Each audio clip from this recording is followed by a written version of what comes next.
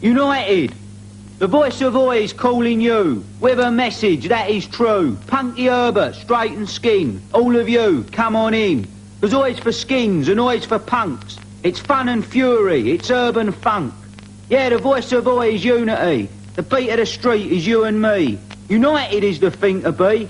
Think how strong we can be. United against society.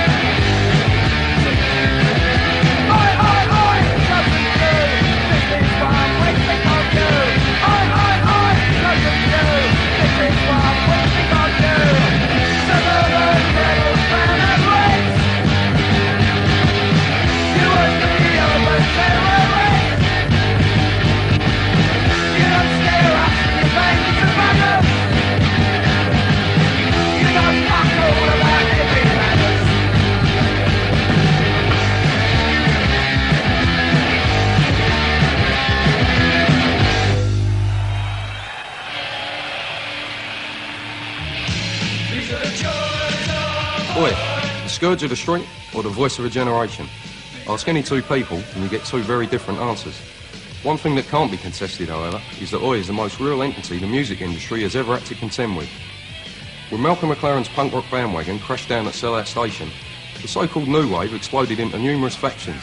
Mod, Two-Tone, the New Romantics, even the New Wave of British heavy metal, all of which claim to be the contemporary face of British music. But whilst the immoral majority of 76 were still posing it under the bright lights of the King's Road, a whole host of vacant youths all over the country that were left unable or unwilling to subscribe to the mainstream punk tribe played a new breed of punk in the pubs to football terrace crowds. Priding themselves on their no-nonsense, hard-nosed attitude and their ability to reclaim the lost reality of punk, bands such as Cocksparrow, Menace, Slaughter and the Dogs, and a band whose army gave them more than their fair share of aggro, as well as chart success, Sham 69, came through and kicked down the doors for what was to be a movement of working-class kids savaging the ankles of the music industry. Punk was probably the best thing that ever happened to English music, rock and roll music, whatever you want to call it, in 76, 77, and it took us over. It was something we'd all been waiting for. We'd all been listening to, like, rock, but it just wasn't kicking, you know, it wasn't giving it. And punk rock did that for us. And, you know, we'd be up Marquee, which is just Sports X, 100 Club, anywhere like that, watching the bands. And then it started fizzling out because it was taken over by corporate trendy music. College corporate, trendy, yeah. arseholes, yeah.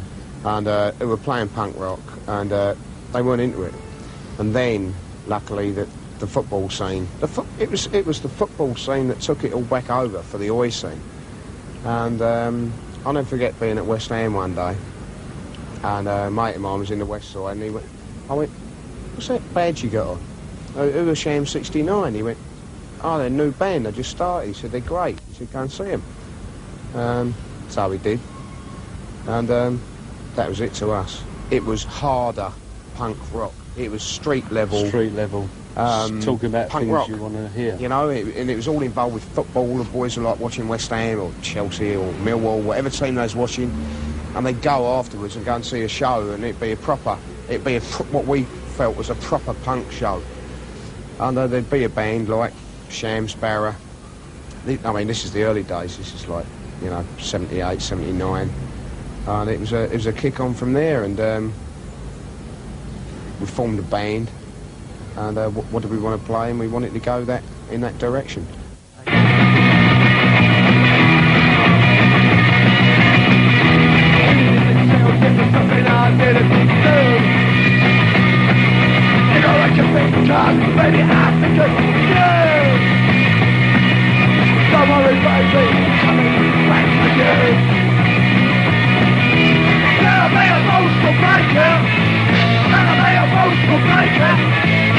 Better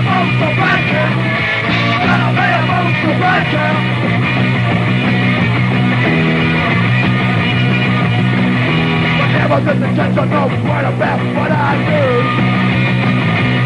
When I done this thing, I'm gonna just for you. I'm getting out, back for you. Gotta pay a boat for right now. Gotta pay a boat for right now. Gotta pay a boat for right now. Gotta pay a boat for right now.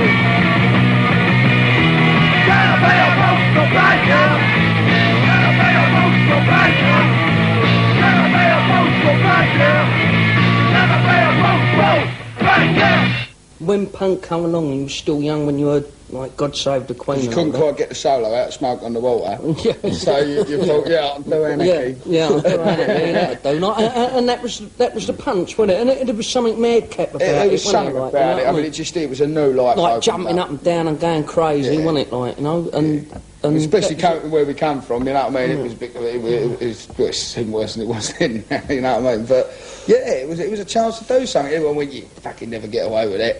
You're bollocks, watch us. I mean, the name came about because Jep was rehearsing with the Postman in the old shed, and they was calling themselves the Cockney Rejects at the time.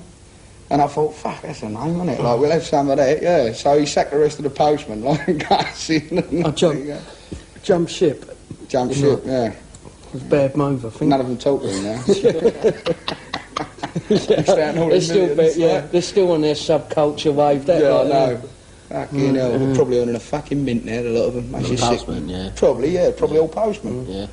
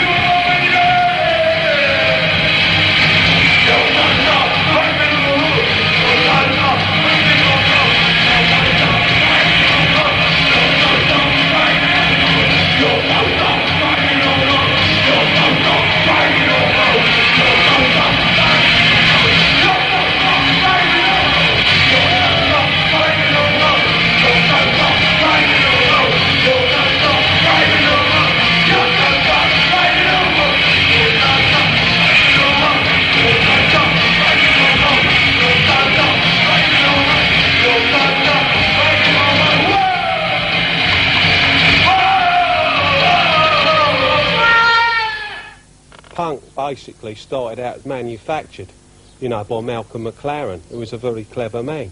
You know, he got the Sex Pistols together, and they were a great rock band. And from out of that, a lot of punk bands grew, you know, bands like The Clash and that. Then you got the second wave, the angelic upstarts, you know, bands like Cockney Rejects and that. But also you sort of... that's where punk started. Yeah, you've got like the kind of, like the Posey type of bands coming up as well. And, I prefer the word street punk, to be honest. It was a sort of a backlash against that. Running riots!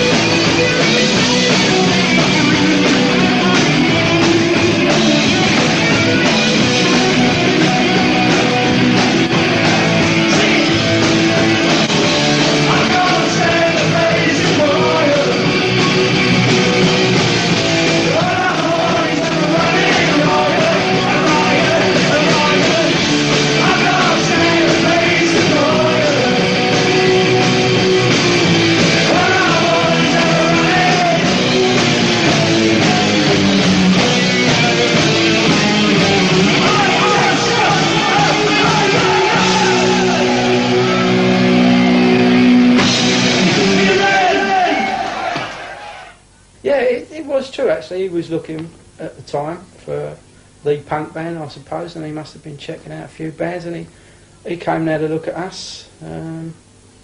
As I say, none of us took to him because he wouldn't buy a round of drinks, so we thought this isn't the manager for us, and we both went our separate ways. I don't regret it really. I don't think he'd have been good for us. I think we pride ourselves that we don't get manipulated too often or to too much of a degree. I mean, I don't think we would have been pushed as much as the Pistols were, and I don't think we'd have got ourselves into situations like that, you know, drug overdoses and such. I think it works out for the best, really.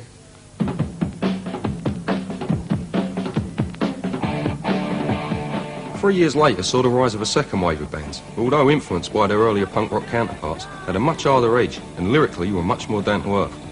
Football, Courage Best and the mandatory Weekend Punch-Up were much higher up the scale of preferences than the mythical cultural revolutions favoured by the original punk bands. Gary Bushell, then a journalist for the weekly music paper Sounds, saw a pattern of similar bands emerging and was first on the case to examine what seemed to be a new species of punk. Using Sounds as his tool, Bushell wrote about and reviewed these bands, giving them exposure on a scale that bands of today can only dream about. But the scene was still without an identity. Playing on the rowdy images of pack leaders, the Angelic Upstarts and the Cockney Rejects, Bushell compiled the first of many albums used to promote this new face of punk. When I was playing, you got all them silly boneheads jumping over it. You just go, oi, calm down, you know what I mean? Like, oi, leave it out, you know what I mean? Gal must have sat there going, we done a song, like, called Oi, Oi, Oi. Which, like, oi, slow down, you know what I mean? It was like, I have been given a vision. With this vision I shall go forth and create a movement. All little boneheads will beget older boneheads, and older boneheads will beget even older boneheads. No matter complete cunt yourself, I used to look like, that was it, and I was really born out of that, and you should look at these, like, I know they paid their turn up, like, you know, but I'd like, you know, and they got, like, skins tattooed on there. I thought, oh, fuck me, you're going to regret that in a few years, mate. Gary basically championed his own scene, so to speak, because the likes of Sham 69, the Rejects, particularly with like the newer, because Sham was still classed as sort of part of the original wave, as Sparrow were, and then the Rejects came through, Angelic Upstarts, Foreskins, Business, Last Resort, Infant Riot, bands like that came through, and Gary actually championed his own scene, and for want of a better word, he wanted to develop a name for it, and there's this huge scene going around London at the time where it says, oi, you, over here, oi, what are you doing? And, oi. It's as simple as that. I think Bushell definitely was very, very important to it, because he was the only journalist at the time in a position of power who had the access to write about these bands and who had the balls to go and do it, because he really did stick his neck on the line, because most of the other journalists, particularly at Sounds, some of the trendy ones, they didn't want us in the office or anything, you know, and he really did get a lot of stick for that. But he stuck by it. I mean, put Business on the front cover and The Blood and various other bands, and he helped organise tours. I mean, it was him who got the Oi albums off the ground in the first place. The publicity he gave those bands led to them getting record deals and new labels like Secret and No Future setting up just because they had an access via the fact he would write about it. And he also spawned other people like, say, for instance, Carol Clark at Melody Maker, or other writers like that came along in his wake and also agree, well, yeah, these bands are good, but Bush was sort of blazed a trail for it. I think he was, you know, I think he saw something, like the Partisans, say, from Wales, and Blitz from Manchester, the Business from South East London, Foreskins East London, a bit like the back of the Carry On Oi album, where he's got the picture of the UK, the kids that came from everywhere, the East Ends all around, and basically he just saw them all there. The Partisans probably didn't know the Foreskins and vice versa, and just brought them all together. And hey presto, there was a movement, you know. But I think you can't understate Gary's involvement in it. Although, you know, he might have dropped out of it later on, but he more than broke the back of it. And I tell you, he's still a fan of it. I'll tell you that for nothing. You know, even to the point that this month's Q, I think it is, has got his favourite ever gig, Angelic Upstarts. You know, it's not Iron Maiden or one of the big things he's been abroad in. It's Angelic Upstarts in a prison. So I think that about, you know, still his art is definitely there. I think so anyway, you know. So. Well, at that time in 1980, it was a real excitement around, because we were in the grips of a real renewal. It wasn't so much a revival, it was a renewal. It was really, there was a lot of bands about, and they were getting back to what the basics of what punk was supposed to be about, because a lot of the punk bands, the first wave of punk bands, have been complete hypocrites and living a lie. You know, they were claiming to be going on about being working class and from tower blocks, of course, and they was all coming from middle class suburbia and posing it, and art school people, and, you know, always made me laugh. Joe Strummer singing about a white riot when he was living in a white mansion over in West London, and so this was the real thing. A lot of these bands, the Rejects, the Upstarts, and all the bands that were around them, there was a real good atmosphere again coming through. That there was something happening, and it was for real this time.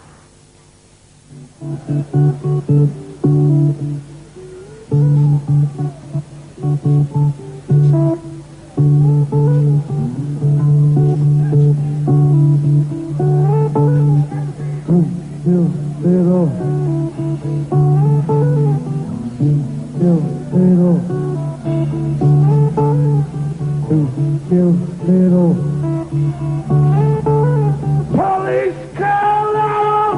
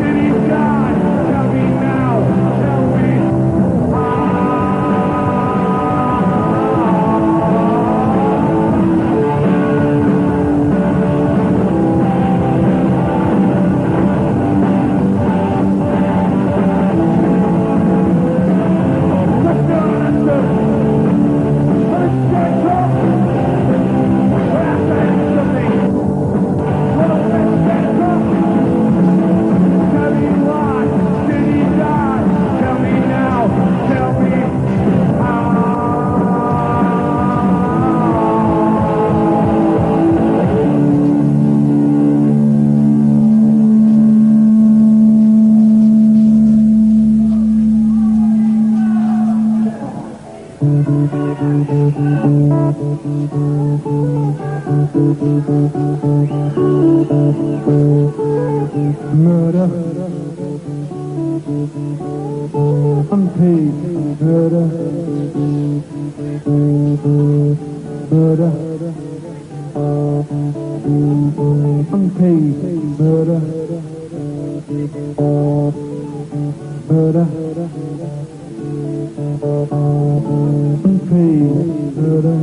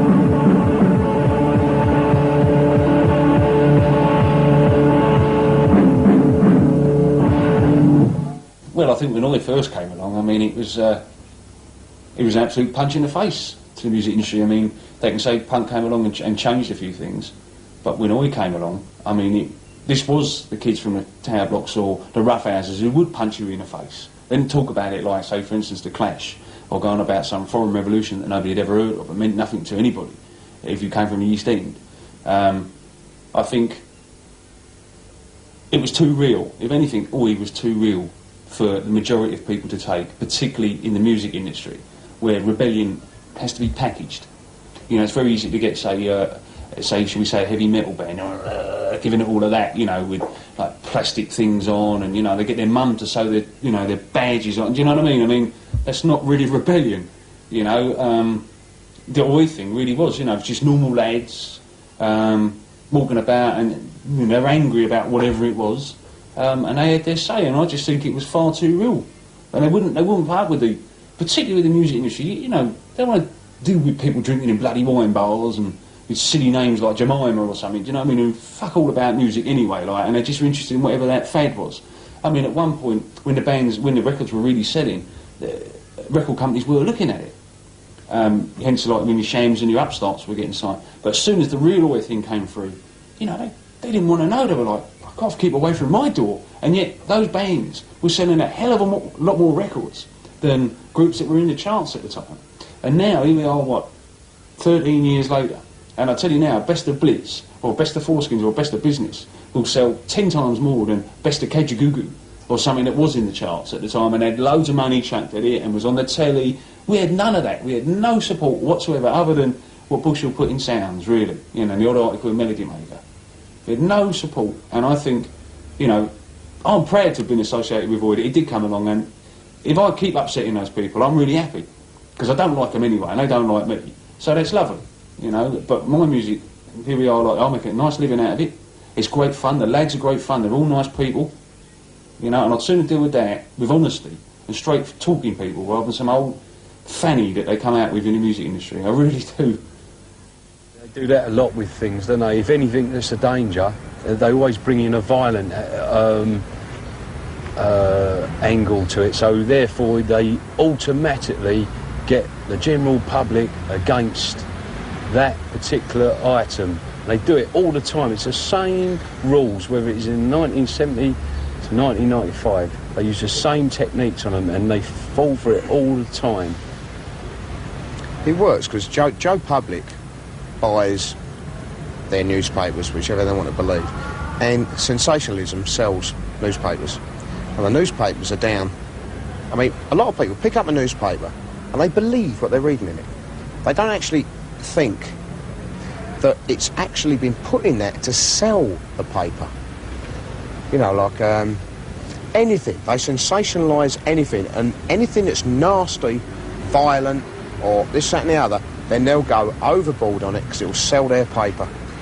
Like, because every single newspaper has to outdo its competition, and it's all about marketing and at the end of the day, profit for the barons that own the newspapers. And I don't care what newspaper it is, they're all the same. It's all about making money and profit at the end of the day. Would you say that's true for the music industry as well? Of course, the music industry is worse than... The music industry is far worse than the newspapers. Because if the music industry had any brains, they'd be pumping millions into Oi to sensationalise it, sell, and make thousands and thousands of pounds. Well, they never have done. The reason is because they're scared of Oi. They're scared of it because it's real. It's anything, real. Any rebellious rebellious music. You've got there's some huge bands coming out of the States now, punk-wise, and they are shifting millions and millions of copies of albums, but they're very tame. It's like punk was originally in '77. It was so tame. I mean, the Pistols, they great band, but they were manufactured, and it was part of the music industry. I mean, to read Johnny Rotten's book, for example, then you know that what a load of bollocks it all was to them. And it's just, I think they're frightened of it.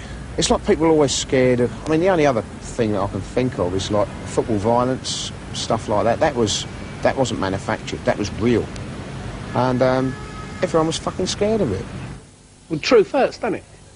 Do you know what I mean? No one likes to hear what's fucking really going on.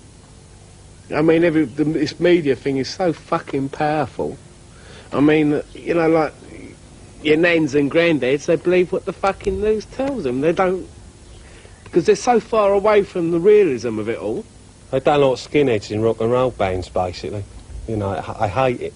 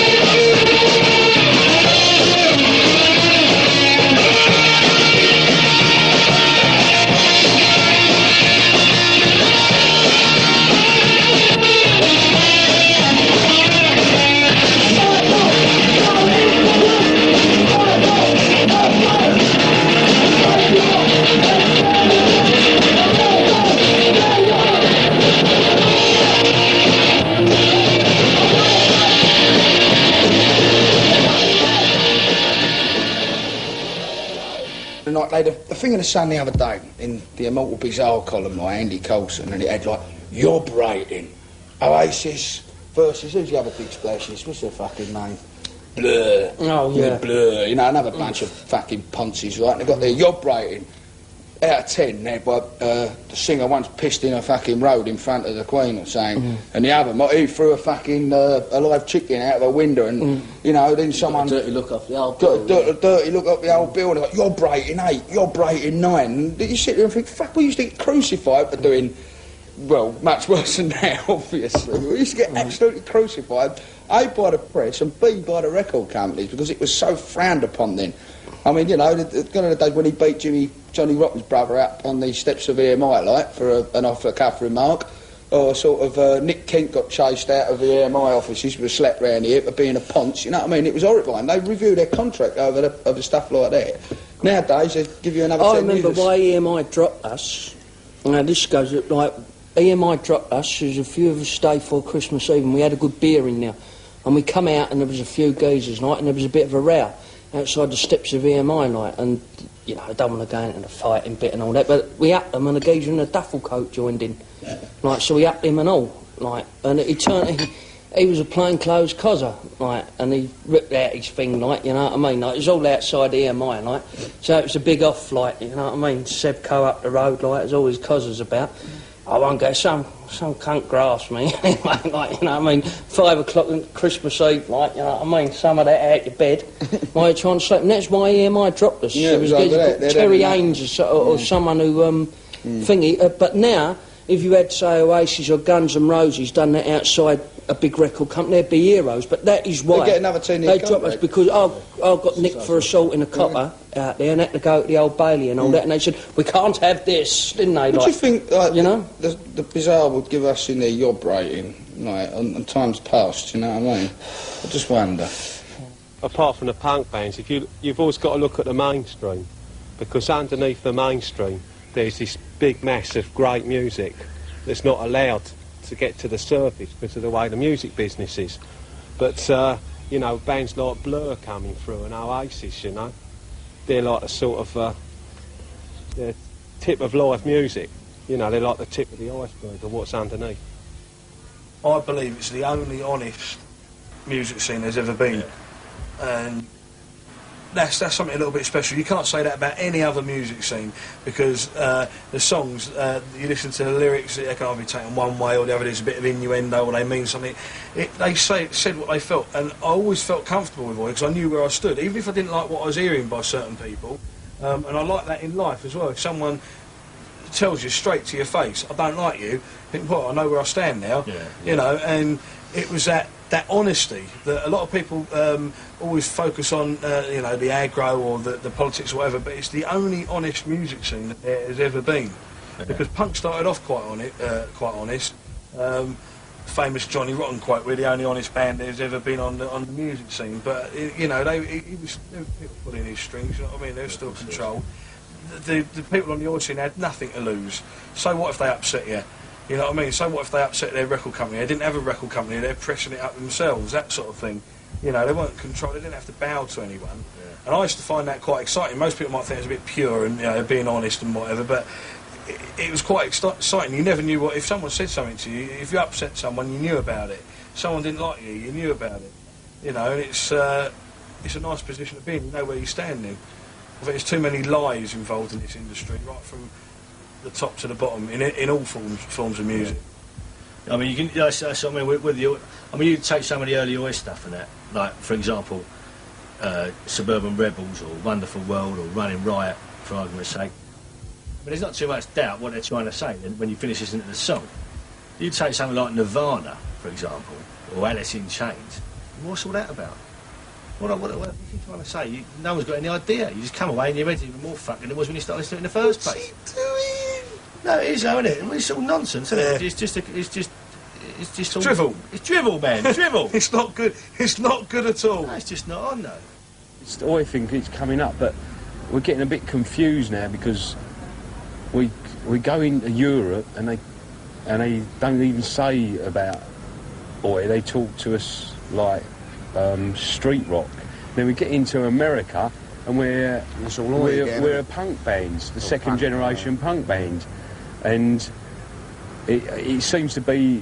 I mean, all the letters we get from England, they talk to us like an Oi band, and then, as I say, from Europe, and they say you're street rock. The thing with Oi, it's got the stigma as being attached to skinheads. And it's now coming to fruition where it's no longer the skinhead thing. There's plenty of skins at our shows, but there's hardcore guys coming in. There's punks, there's straights, there's everyone's listening to it now. And it's not a skinhead scene because the reason that I think a lot of us are thinking about, you know, the word oi, people go, skinheads, they go, oh shit, oh, I'm scared. Why? It's just anybody's music, anybody can listen to it, and that is our ambition, to basically crash this scene open. The same way as, I know there's so many different types of music that got acceptable. Grunge.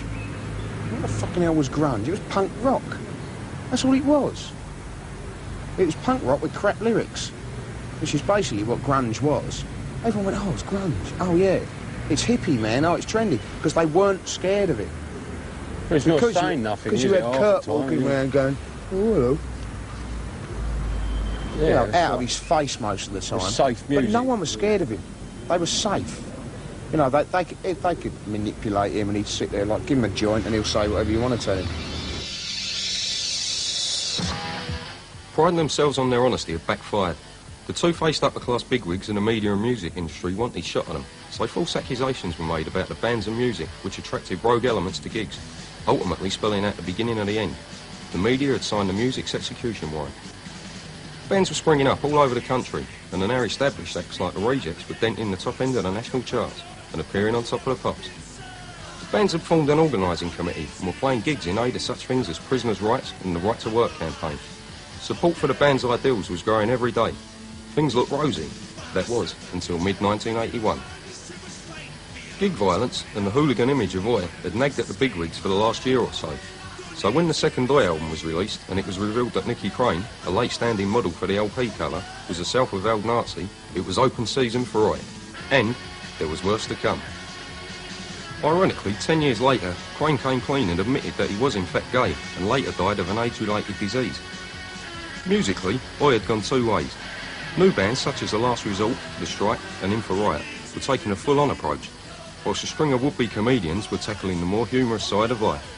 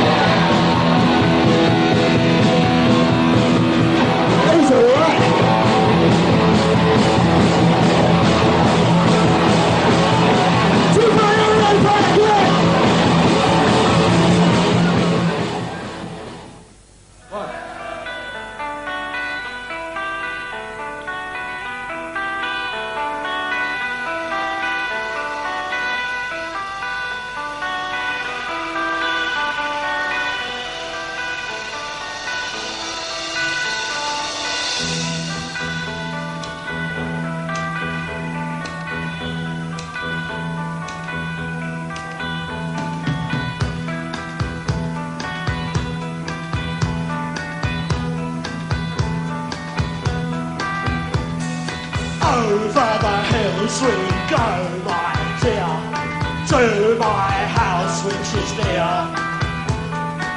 It's a little house with red curtained windows and a fireplace with red glowing cinders. There I'm gonna screw the arse on you.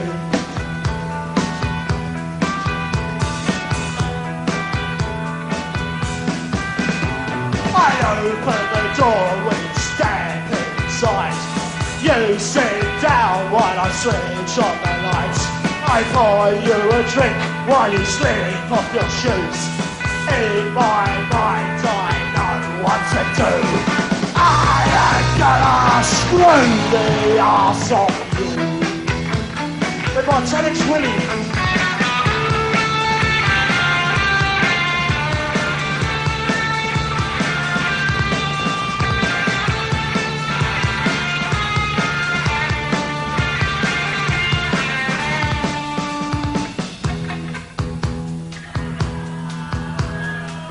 What a wally.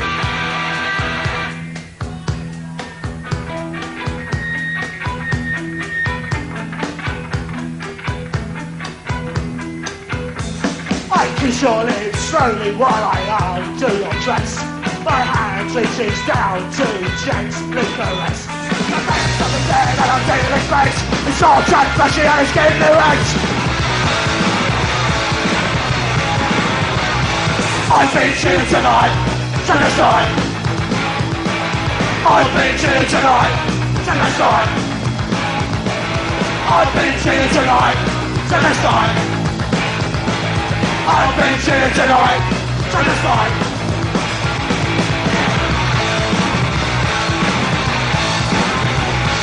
Is this some kind of joke? You're really a bloke. You're really a bloke. Is this some kind of joke? You're really a bloke. You're really a bloke. Is this some kind of joke? You're really a bloke. You're really a bloke. Is this some kind of joke? You're really a bloke. You're really a bloke.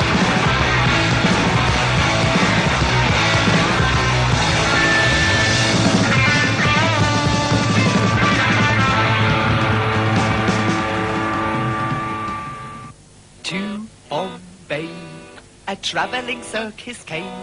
They brought an intelligent elephant, and Nellie was her name. One dark night, she slipped her iron chain, and off she ran to Hindustan and was never seen again.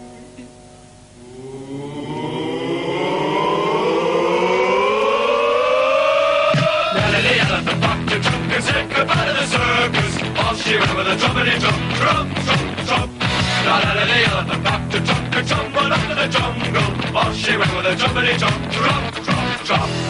Night by night, she danced to the circus band.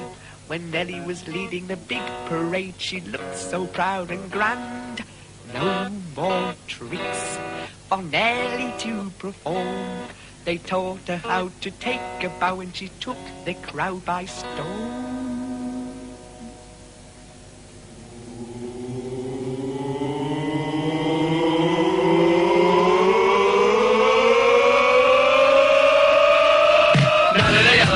To jump and say goodbye to the circus. Off she went with a drummity drum, drum, drum, drum.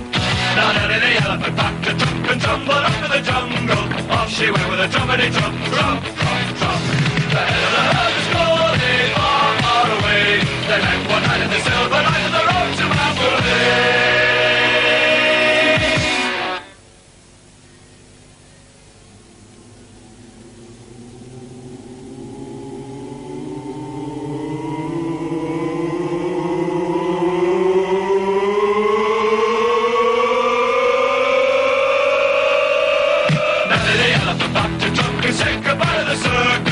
She went with a drummity drum, drum, drum, drum. Now Nellie the elephant packed to jump and tumble up to the jungle. Off she went with a drummity drum, drum, drum, drum. Now Nellie the elephant packed to jump and said goodbye to the circus. Off she went with a drummity drum, drum, drum, drum. Now Nellie the elephant packed to jump and tumble up to the jungle. Off she went with a drummity drum, drum, drum, drum.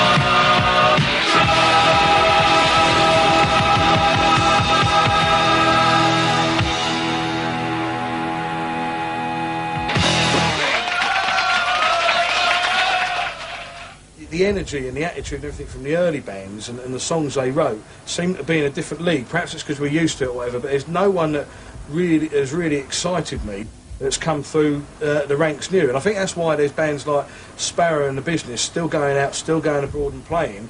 It's because there's still the punters out there and they want to see something, but there's no new bands that the punters look up to as good as that. Ideally what we'd like is a younger band to come up and hopefully sort of say, right, you know, bollocks, we're going to try and be the new business, and boot us off the stage. Support us and blow us off and, you know, that sort of crap. I know it sounds an old cliche, but that's how we built ourselves up. And I want someone else to, like, come up and have the art to, like, go for it. Go for the throat. When you're supporting a band, don't respect that band you're supporting. You go for their throat, because then you can be... And I'm not talking about money, I'm not talking about finances at all. I'm talking about having your say and getting your word in and being there. But you've got to work hard and you've got to blow that main act off stage. Don't care who they are. You've got to blow them. Blow them away, and then... That's attitude. That's attitude. That is going, come on, let's have it. You know? Don't sit back and go, oh, there we go. You know, go for it.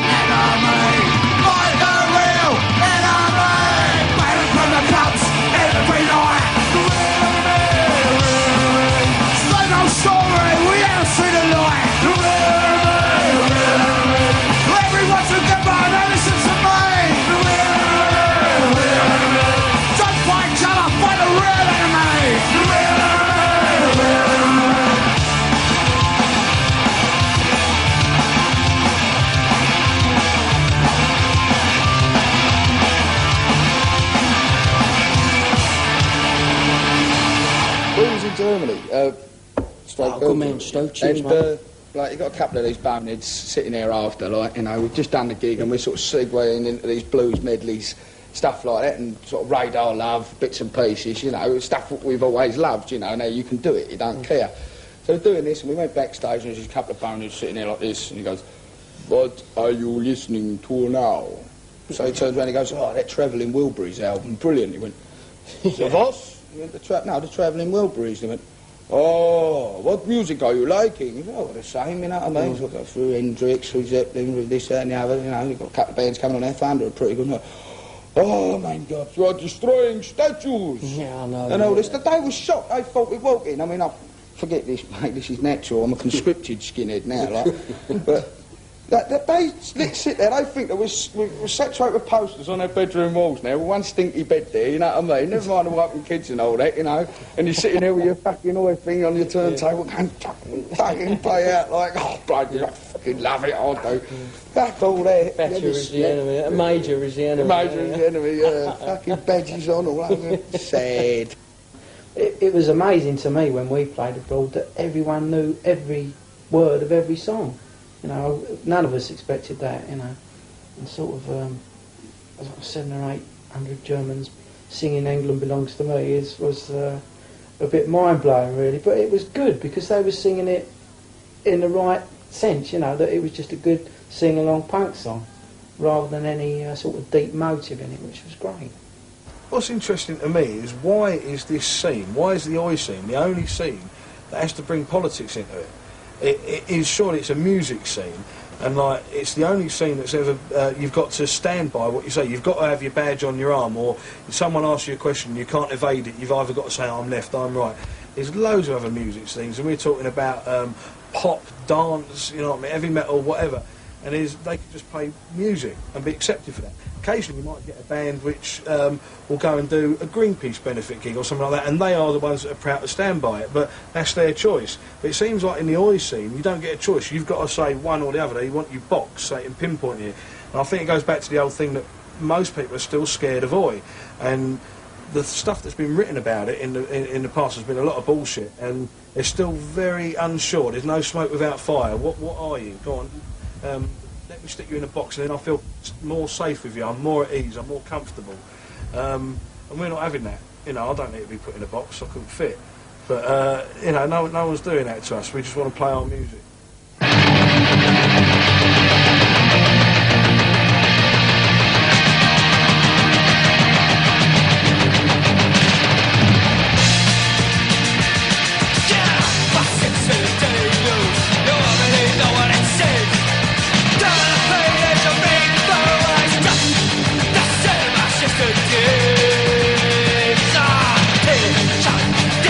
Everyone has the same message. Elections coming, not a choice, not a one. That's what you're for. Take Britain, wake up, it'll speak. Take Britain, fire actors, Britain, Britain, fire employment high. Take Britain, for that cause of crime.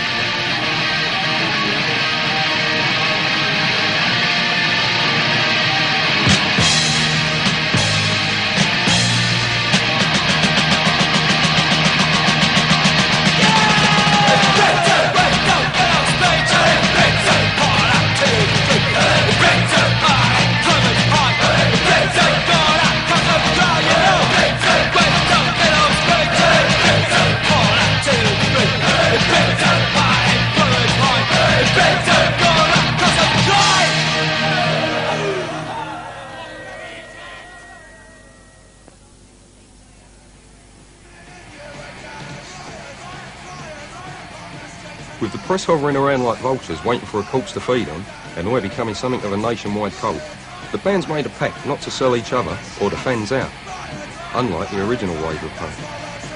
The conference was held in June of 1981, with representatives of 57 bands attending, and contrary to the popular belief, strike benefit gigs and police harassment were on the agenda, not race war. To back this up, the Foreskins, the Business and the Last Resort set up a series of dates to show that Oi wasn't just about mindless violence. Ironically, the riot at the Hambra Tavern in Southall on the 3rd of July 1981 and the media hysteria that surrounded it made this conference seem a million miles away.